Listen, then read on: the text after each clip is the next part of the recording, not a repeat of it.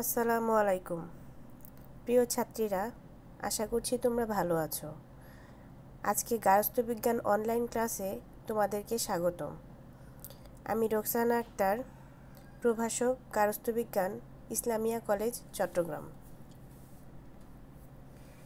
আজকে আমি আলোচনা করব গার্হস্থ্য বিজ্ঞানের দ্বিতীয় পত্র নিয়ে। এই অধ্যায়টি হচ্ছে তৃতীয় অধ্যায়ের বিষয় গর্ভবতী মায়ের যত্ন ও নিরাপদ মাতৃত্ব। মায়ের দেহ থেকে পুষ্টি নিয়ে ভ্রূণ ধীরে ধীরে বৃদ্ধি লাভ করে এবং মানব শিশুতে পরিণত হয়। একটি শিশু জন্মের সময় 3 থেকে 3.5 কেজি ওজন নিয়ে জন্মগ্রহণ করে। মাতৃগর্ভে ভ্রূণের বৃদ্ধিতে মায়ের শারীরিক ও মানসিক অবস্থার ইতিবাচক ও নেতিবাচক বিভিন্ন প্রভাব পড়ে থাকে। তাই মায়ের শরীর ও মনের যত্ন নেওয়া আবশ্যক, যাতে মা শারীরিক ও মানসিকভাবে সুস্থ থাকেন এবং নির্দিষ্ট সময়ে কোনো জটিলতা ছাড়াই একটি সুস্থ শিশুর জন্ম দিতে পারেন। তো গর্ভবতী মায়ের সন্তান জন্মদানের ক্ষেত্রে বিভিন্ন ধরনের ভাবে যত্নের প্রয়োজন হয়। তো শুরুতেই আসি শারীরিক যত্ন।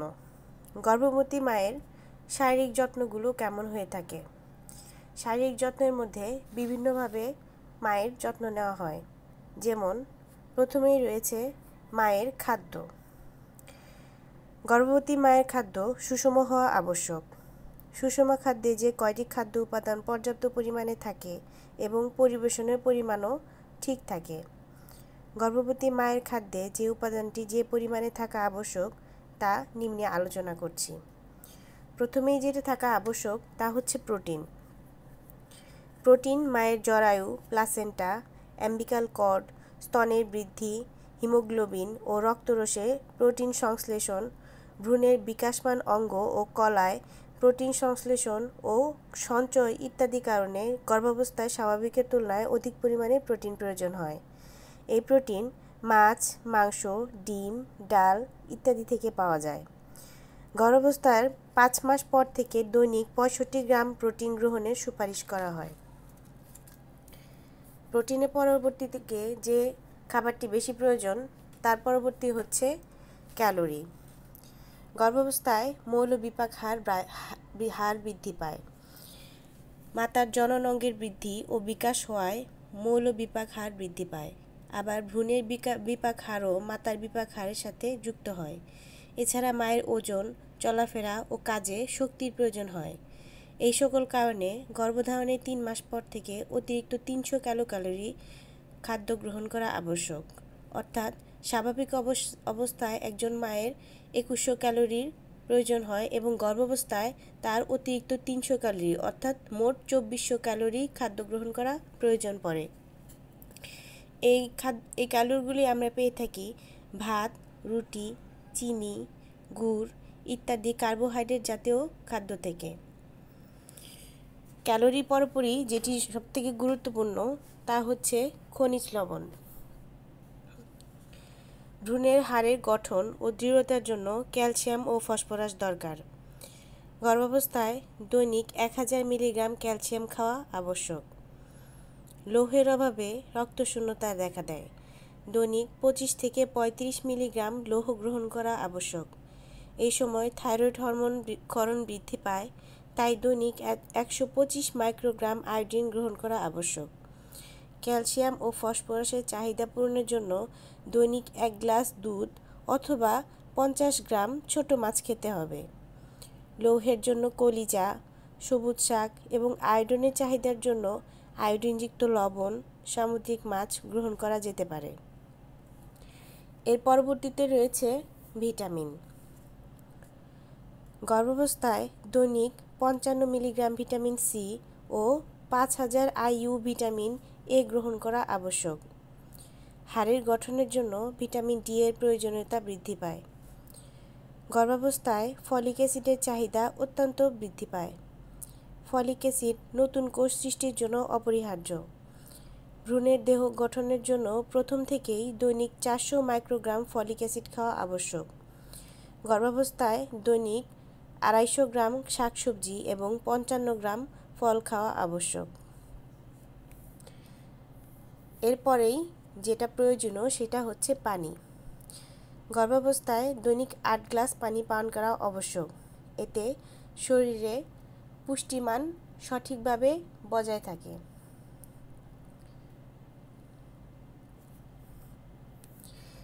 তো এই ধরনের খাদ্য দেওয়া গর্ভবতী মায়ের সুষম খাদ্য নিশ্চিত করতে হবে। সুষম খাদ্যে যত পুষ্টিমান সঠিকভাবে থাকে সেদিকে বিশেষ খেয়াল রাখতে হবে। গর্ভবতী মায়ের খাদ্য ছাড়াও শারীরিক যত্নের অন্যান্য যে বিষয়গুলো রয়েছে এর পরবর্তীতেই আসে গর্ভবতী মায়ের পোশাক। গর্ভবতী মায়ের পোশাকটা কেমন হবে? গর্ভবতী মায়ের পোশাক সুতি ঢিলেঢালা পোশাক হতে হবে। এ সময় গর্ভবতী মায়ের হিল জুতো পরা পরিহার করতে হবে। এ সময় গর্ভবতী মায়ের যদি সুতি ধরনের বা হালকা পাতলা ধরনের জামা কাপড় পরে, যা পরে সে চলাফেরা করতে স্বাচ্ছন্দ্য বোধ করে, এই ধরনের কাপড়গুলোই বেশি পরা উচিত। গর্ভবতী মায়ের ভ্রমণ। গর্ভধারণের প্রথম ও শেষ দিকে ভ্রমণ সম্পর্কে সচেতন হওয়া আবশ্যক। ঝুঁকিপূর্ণ ভ্রমণ থেকে বিরত থাকার জন্য ডাক্তাররা পরামর্শ দিয়ে থাকেন।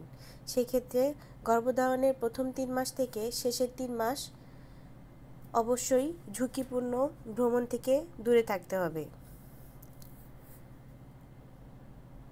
গর্ভবতী মায়ের কোষ্ঠ পরিষ্কার।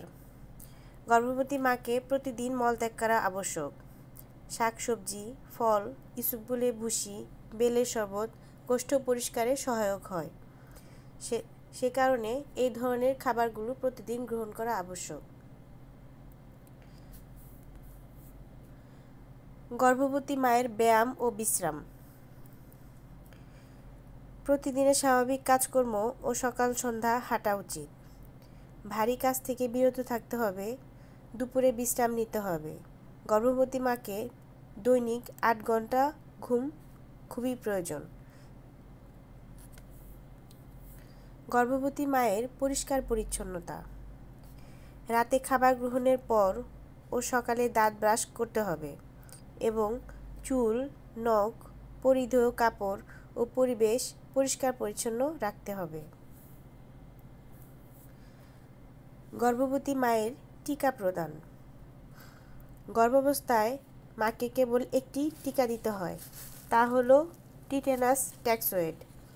যদি পূর্বে কোনো নারীর 5 বার টিটেনাস টিকা দেওয়া হয়, তার আর কোনো নতুন করে টিকা দেওয়ার প্রয়োজন নেই। তা না হলে গর্ভকালীন প্রথম অথবা 6ষ্ঠ মাসে একটি টিটি টিকা এবং 1 মাস পর আইটি টিকা দিতে হবে। যদি আগের গর্ভকালীন 2টি টিকা দেওয়ার ইতিহাস থাকে এবং 5 বছরের মধ্যেই আবার গর্ভধারণ হয়ে থাকে, তবে দ্বিতীয়বার 5ম মাসে একটি টিকা দিলেই হবে। কিন্তু 2টি গর্ভধারণের মাঝে যদি বিরতি 5 বছরের বেশি হয়, তাহলে 2 বারই টিকা দিতে হবে। গর্ভবতী মায়ের শারীরিক যত্নের পাশাপাশি যেটা অবশ্যই জরুরি হয় সেটা হচ্ছে মানসিক যত্ন। গর্ভবতী মায়ের মানসিক যত্নটা কেমন হবে? অর্থাৎ মানুষের শরীর ও মন পরস্পর সম্পর্কযুক্ত, তাই মায়ের শারীরিক যত্নের সাথে সাথে মানসিক যত্ন নেওয়াও আবশ্যক।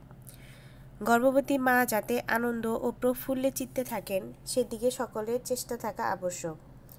মন ভালো রাখার জন্য দরকার পরিবারের সকলের সাথে আন্তরিক সম্পর্ক রাখা, সর্বদা প্রফুল্ল চিত্তে থাকার চেষ্টা করা, ভালো ভালো বই পড়া, ভালো ভালো ছবি দেখা, সবসময় ইতিবাচক চিন্তা করা, নেতিবাচক চিন্তা থেকে দূরে থাকা।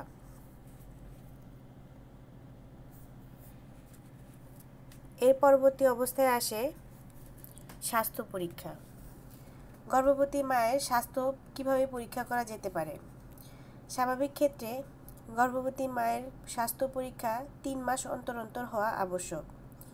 সাধারণত চিকিৎসক গর্ভবতী মাকে স্বাস্থ্যগত যে সকল পরীক্ষা নিরীক্ষা করার পরামর্শ দেন তা হলো প্রথম 3 মাস, অর্থাৎ গর্ভধারণের প্রথম থেকে 12 সপ্তাহ পর্যন্ত। এ সময় ডাক্তার মূত্র পরীক্ষা, রক্তের নিয়মিত পরীক্ষা, আল্ট্রাসোনোগ্রাম ইত্যাদি দিয়ে থাকে। মূত্র পরীক্ষাটি গর্ভসঞ্চার নির্ধারণের জন্য করা হয়। রক্তের নিয়মিত পরীক্ষা যেমন রক্তের গ্রুপ পরীক্ষা, হিমোগ্লোবিন, হেপাটাইটিস ভাইরাস, যৌনবাহিত রোগ সংক্রান্ত পরীক্ষা এবং ডায়াবেটিস পরীক্ষা। আল্ট্রাসোনোগ্রামের ক্ষেত্রে ফিটাসের সুস্থতা, সংখ্যা ও ওজন ইত্যাদি নির্ণয় করা হয়। এর পরবর্তী আছে দ্বিতীয় 3 মাস। এটি নির্ধারণ করা হয় 13 সপ্তাহ থেকে 28 সপ্তাহ পর্যন্ত। এই সপ্তাহের মধ্যে যে মূল পরীক্ষাটি করা হয় সেটা হচ্ছে একটি আল্ট্রাসোনোগ্রাফি পরীক্ষা। এই আল্ট্রাসোনোগ্রাফি পরীক্ষাটি ফিটাসের শারীরিক গঠন পরীক্ষা, প্লাসেন্টা, অ্যামনিওটিক ফ্লুইডের স্বাভাবিকতা পরীক্ষা, ফিটাসের হৃদস্পন্দন পরীক্ষা ইত্যাদি করতে সাহায্য করে।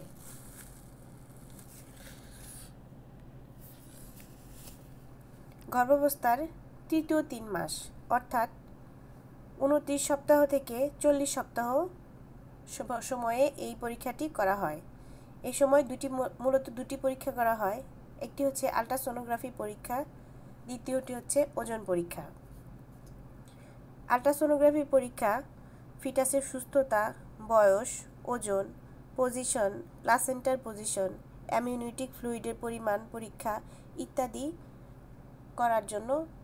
ইত্যাদি পরীক্ষা করার জন্য করা হয়। ওজন পরীক্ষা শেষ 3 মাসে ওজন বৃদ্ধি পাবে মোট 11 কেজি। গর্ভকালীন রুটিন মাফিক নিয়মিত চিকিৎসকের কাছে যেয়ে এই ওজনটা পরীক্ষা করা খুবই জরুরি, যাতে সময়ের সাথে সাথে ফিটাসের বৃদ্ধিপ্রাপ্ত হচ্ছে কিনা তা ওজন পরিমাপ করে জেনে নেওয়া যায়। এর পরিবর্তে আসছে গর্ভবতী মায়ের স্বাস্থ্য পরীক্ষা। এই স্বাস্থ্য পরীক্ষার ক্ষেত্রে গর্ভবতী মাকে প্রতি 3 মাস অন্তর অন্তর চিকিৎসকের কাছে যাওয়া প্রয়োজন পড়ে। এই সময় চিকিৎসকের কাছে যাওয়ার জন্য কিছু পদ্ধতি রয়েছে বা কিছু নিয়ম রয়েছে। এক্ষেত্রে গর্ভবতী মাকে 4টি ভিজিটের উপর নির্ভর করতে হয়, যা অত্যন্ত জরুরি।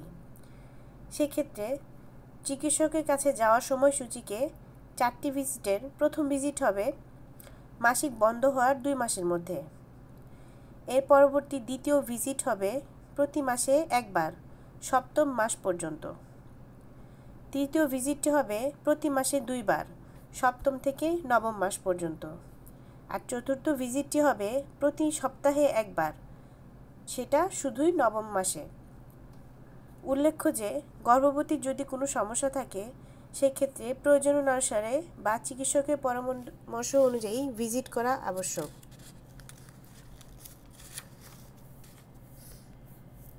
নিরাপদ মাতৃত্ব। গর্ভধারণ একটি প্রাকৃতিক নিয়ম, কিন্তু সকল গর্ভাবস্থাই কম বেশি ঝুঁকিপূর্ণ। তাই নিরাপদ মাতৃত্ব নিশ্চিতকরণের জন্য গর্ভধারণ মুহূর্ত থেকে প্রসবকালীন এবং প্রসব পরবর্তী কমপক্ষে 1.5 মাস মা ও শিশুর বিশেষ যত্ন ও সেবা প্রয়োজন।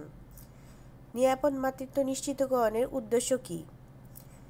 নিরাপদ মাতৃত্ব নিশ্চিতকরণের উদ্দেশ্যগুলো হচ্ছে: পরিণত বয়সে অর্থাৎ 20 বছরের পর গর্ভধারণ করা, গর্ভবতী মাকে শারীরিক ও মানসিকভাবে সুস্থ রাখা ও মনোবল বৃদ্ধি করা, মা ও শিশুর মৃত্যুহার রোধ, গর্ভকালীন ও প্রসবকালীন জটিলতা রোধ, অপরিপক্ক শিশুর জন্ম হ্রাস, প্রসব পরবর্তী মা ও শিশুর সুস্থতা রক্ষা করা, নিরাপদ মাতৃত্ব নিশ্চিতকরণ, গর্ভকালীন, প্রসবকালীন, প্রসব পরবর্তী মায়ের যত্ন নিশ্চিতকরণ, ঝুঁকিপূর্ণ গর্ভ শনাক্ত করে বিশেষ যত্ন নেওয়া, উপদেশ প্রদান, রোগ প্রতিরোধ ক্ষমতা প্রদান,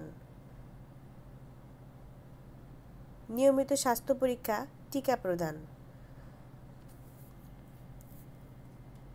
চিকিৎসক বা প্রশিক্ষণপ্রাপ্ত স্বাস্থ্যকর্মীর দ্বারা নিরাপদ প্রসব নিশ্চিত করা, গর্ভকালীন ও প্রসব পরবর্তী মা ও শিশুর খাদ্য, পরিষ্কার পরিচ্ছন্নতা, ব্যায়াম, ঘুম, বিশ্রাম ইত্যাদি বিষয়ে অধিক যত্নবান হওয়া। প্রসব জটিলতা। বাংলাদেশের আইন অনুযায়ী মেয়েদের বিয়ের বয়স কমপক্ষে 18 বছর এবং ছেলেদের বিয়ের বয়স কমপক্ষে 21 বছর। এই আইন লঙ্ঘন করে অনেক অভিভাবক তাদের সন্তানদের কম বয়সে বিয়ে দিয়ে দেন, ফলে দেখা যায় নানা ধরনের জটিলতা। এর মধ্যে একটি হলো অপরিণত বয়সে গর্ভধারণ। যে সকল লক্ষণের কারণে সন্তান প্রসবে জটিলতা দেখা দিতে পারে সেগুলো হচ্ছে: মায়ের বয়স 18 বছরের কম অথবা 35 বছরের বেশি হওয়া,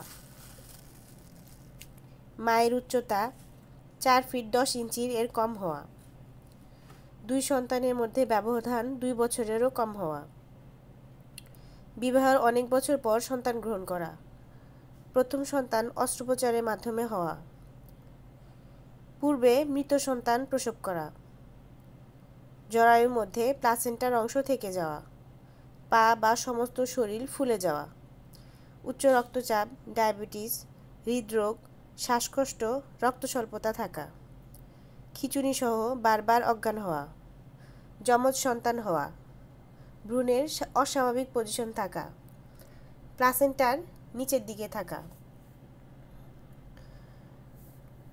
গর্ভবতী মায়ের গর্ভকালীন সময়ে যদি 5টি বিপদ চিহ্ন দেখা দেয় সেক্ষেত্রে তাড়াতাড়ি চিকিৎসকের শরণাপন্ন হতে হয়।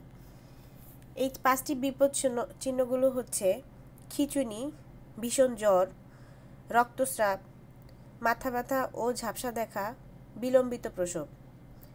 এই 5টি বিপদ সংকেত দেখা যাওয়ার সাথে যে কোনো একটি দেখা যাওয়ার সাথে সাথেই গর্ভবতী মাকে চিকিৎসকের কাছে নিয়ে যেতে হবে। প্রসব জটিলতায় করণীয়: প্রসব জটিলতায় জরুরি প্রসূতি সেবা বা ইওসি গ্রহণ করা প্রয়োজন। ইওসি হলো জরুরি ভিত্তিতে প্রদানযোগ্য জীবন রক্ষাকারী চিকিৎসা ব্যবস্থা বা সেবা। এই সেবা প্রদানের মাধ্যমে প্রসবজনিত জটিলতার কারণে মা ও শিশুকে মৃত্যু ও অসুস্থতা থেকে রক্ষা করা হয়। জরুরি অবস্থায় যে কোনো স্বাস্থ্যকেন্দ্র, কমিউনিটি ক্লিনিক থেকে এই সেবা গ্রহণ করে মা ও শিশুর জীবন রক্ষা করা যায়।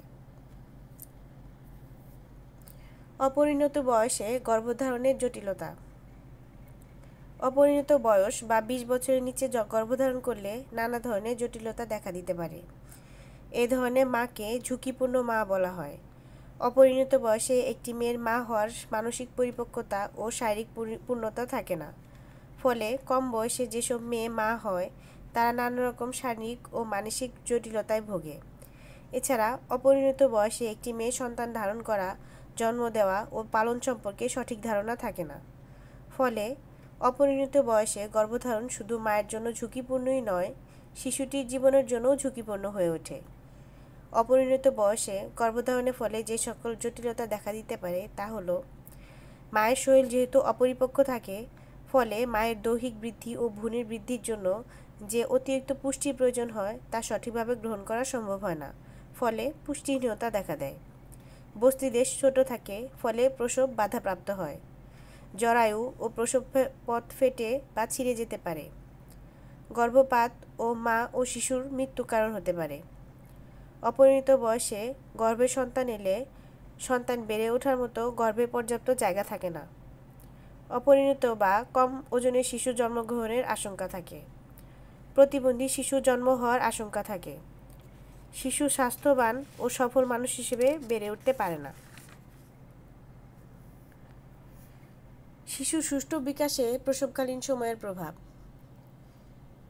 নবজাতকের জন্ম পরবর্তী অভিযোজন ও সুষ্ঠু বিকাশের উপর প্রসবকালীন প্রভাব খুবই গুরুত্বপূর্ণ। জন্মের পর নবজাতককে যে সকল বিষয়ের সাথে অভিযোজন করতে হয় সেগুলো হচ্ছে: শ্বাসক্রিয়া, রক্ত সঞ্চালন, খাদ্য গ্রহণ ও রেচন এবং তাপমাত্রা। যে সকল নবজাতক সহজে উল্লিখিত বিষয়ের সাথে অভিযোজন করতে পারে তাদের পরবর্তী বিকাশ সুষ্ঠু হয়। নবজাতকের সার্থক অভিযোজন কতগুলো বিষয়ের উপর নির্ভরশীল, যেমন গর্ভপরিবেশ।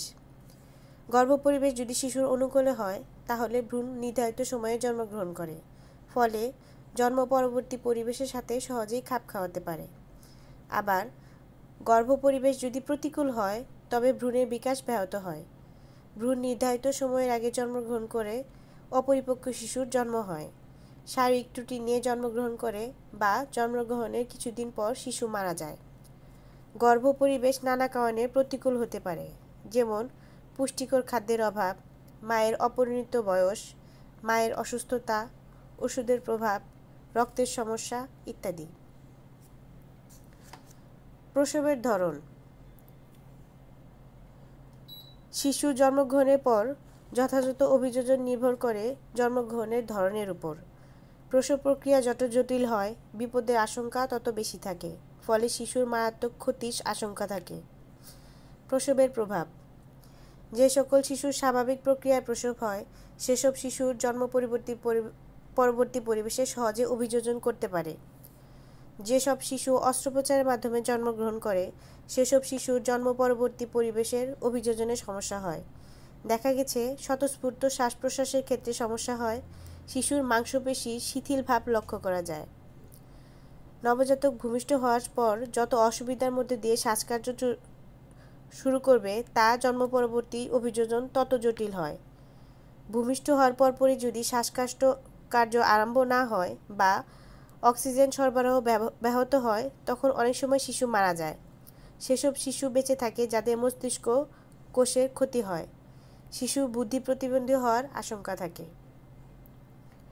মা বাবার মনোভাব।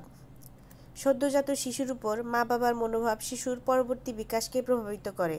যেমন, যেসব মা বাবার সন্তান পালনের অভিজ্ঞতা আছে, সেসব মা বাবা সন্তান পালনে বেশ আত্মবিশ্বাসী থাকেন।